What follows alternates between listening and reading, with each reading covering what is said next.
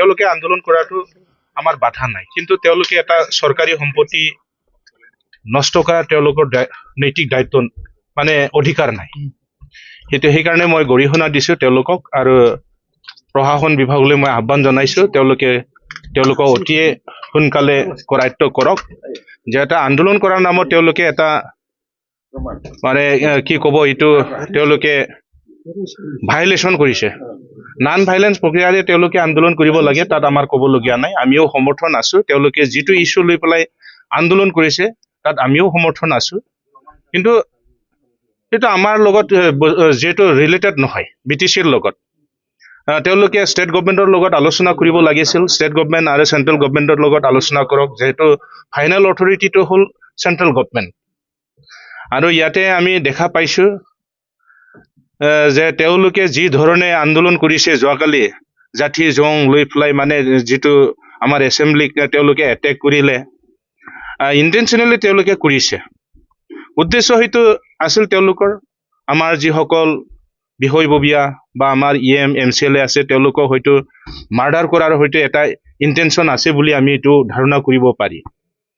আৰু মই এইটোও ভাবোঁ যে যিহেতু আমি আন্দোলন কৰি পেলাই আমাৰ বড়ো ভাইসকলৰ তেজৰ বিনিময়ত আমি এই BTCটো পাবলৈ সক্ষম হৈছোঁ, এই যে BTC এছেম্বলি ইয়াত বড়োসকলৰ তেজৰ বিনিময় আছে, গতিকে তেওঁলোকে অপমান কৰিছে, আমাৰ শ্বহীদ ভাইসকলক তেওঁলোকে অপমান কৰিছে। সেইকাৰণে মই তেওঁলোকক গৰিহণা দিছোঁ, ভৱিষ্যতে যাতে তেওঁলোকে তেনেকৈ কামত লিপ্ত হোৱাৰ পৰা যেন আঁতৰি থাকে, আৰু যদি আন্দোলন কৰে তেওঁলোকে কৰক, ডেম'ক্ৰেটিক পদ্ধতিৰে তেওঁলোকে কৰক, ভাইলেন্স তেনেকৈ আনিব নালাগে, নন ভাইলেন্সেদি তেওঁলোকে আন্দোলন কৰক, সেইটো মই তেওঁলোকক অনুৰোধ জনাইছোঁ। FIR আমি ইতিমধ্যে দিছোঁ, যোৱাকালি ৰাতিয়ে আমি দিছোঁ, কাৰণ ইমান এটা প্ৰপাৰ্টি ধ্বংস হৈছে, এইটো আমি FIR দিবই লাগিব।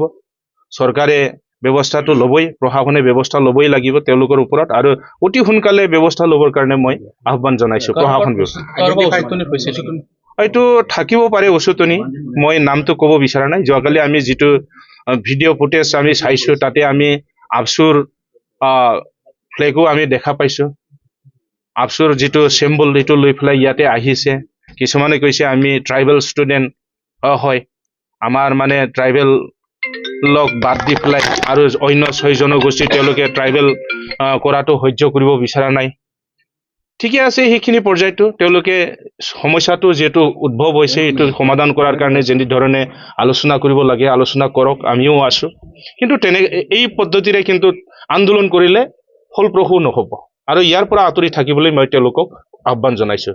মই ইয়াক এই কাৰণে আলোচনা কৰিছোঁ, যিহেতু আমাৰ ইয়াত এক্সিডেণ্টেলি মানে ক'ব লাগিব, এইটো যিটো ঘটনা হৈ গ'ল সকলো MCLAকে অৱগত কৰাটো দৰকাৰ, আৰু আমি আলোচনাৰ মাধ্যমেদি সকলোৱে একেলগে হৈ পেলাই আমি গৰিহণা দিব বিচাৰিছোঁ। আৰু চৰকাৰক আমি বা প্ৰশাসন বিভাগক আমি আহ্বান জনাম যে যিসকল দুষ্কৃতিকাৰী এই কাণ্ড কৰিলে সিহঁতক অতি সোনকালে কৰায়ত্ব কৰিব লাগিব, তেওঁলোকৰ ওপৰত ব্যৱস্থা ল'ব লাগে, সেইটোকে আহ্বান জনাবৰ কাৰণে আমি এই মিটিংটো অনুষ্ঠিত কৰিছোঁ।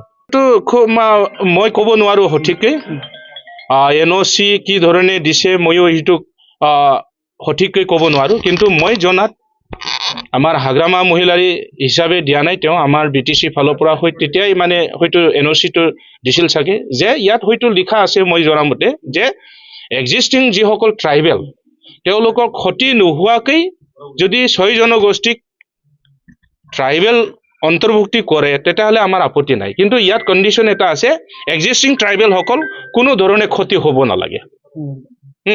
যেতিয়া মানে নতুন 6 জনগোষ্ঠী ট্ৰাইবেলত অন্তৰ্ভুক্ত কৰা হ'ব তেতিয়াহ'লে ট্ৰাইবেল যিখিনি কোটা আছে সেইটো বাঢ়াই দিয়ক, যদি বাঢ়াই দিয়ে তাততো আৰু ক্ষতি নাই, সেইটোৱে আমি কামনা কৰিছোঁ। কাইলৈ পৰা যিটো শীতকালীন অধিৱেশন হ'ব, হয় হ'বনে? হ'ব, এইটো চিয়'ৰ, এইটো 100% চিয়'ৰ, আমি কোনো প্ৰকাৰে এইটো পিছুৱাই নিদিওঁ। বহুত ক্ষয় ক্ষতি হৈছে, হয়, বহুত ক্ষয় ক্ষতি হৈছে।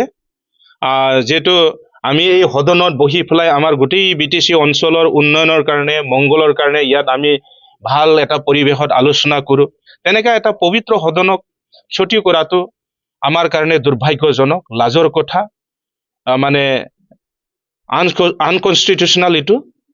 সেইকাৰণে মই তেওঁলোকক আকৌ এবাৰ গৰিহণা দিছোঁ, কাৰণ এইটো হ'ল পবিত্ৰ সদন, ইয়াত মানে ৰাইজৰ মংগলৰ কাৰণে চিন্তা চৰ্চা কৰা হয়, এটা ভাল সিদ্ধান্ত লৈ কেনেকৈ আমাৰ BTCটো উন্নতি কৰিব পাৰে সেই সকলোবোৰ কথা আমি এই সদনত আলোচনা কৰি এটা সিদ্ধান্তত উপনীত হওঁ আৰু সেইমতে আমি কাম কৰি যাওঁ। গতিকে ক্ষতি হৈছে সেইটোতো আমি আকৌ ব্যৱস্থা ল'ব লাগিব, আকৌ বনাব লাগিব। গতিকে আমাৰ ডেভেলপমেণ্টৰ কাৰণে যিখিনি টকা আহে সেই টকাই আমি ইয়াত ব্যৱহাৰ কৰিব লাগিব, তেতিয়া আমাৰ ৰাইজৰে ক্ষতি হ'ব, যাতে ভৱিষ্যতে তেনেকুৱা কুকাৰ্য কৰাৰ পৰা আন্দোলনকাৰীসকলে যাতে বিৰত থাকে, মই সেইটোকে আহ্বান জনাইছোঁ।